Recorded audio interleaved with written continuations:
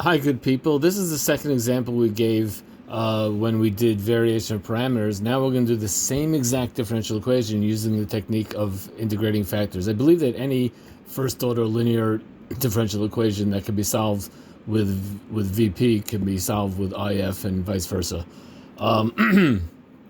Anyway, here's the problem.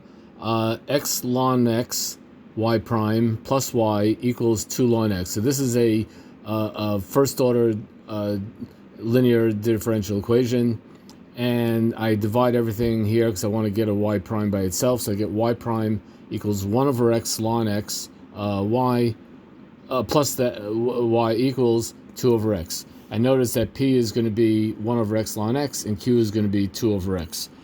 And our integrating factor I is going to be e to the integral of p, which in this case is e to the dx over x ln x.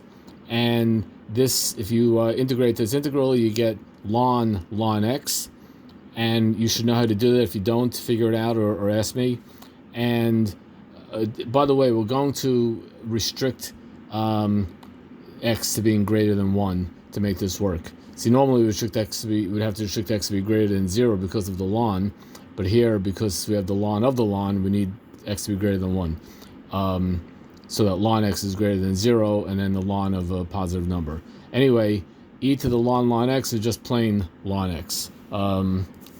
Cool. Now I'm going to multiply my not my original, but I'm going to multiply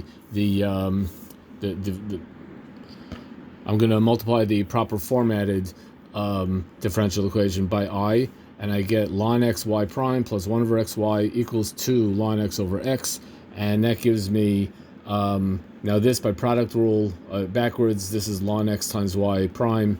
Again, I'm doing product rule backwards, equals 2 ln x over x.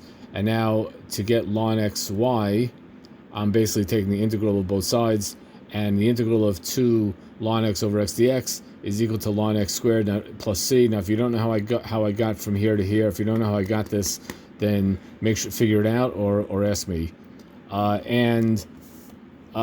This leads us finally. All I got to do left is to divide both sides by ln x. So y is equal to ln x squared plus c divided by ln x, which is fine if you write it this way, or if you want, you can write it this way: ln x plus c over ln x.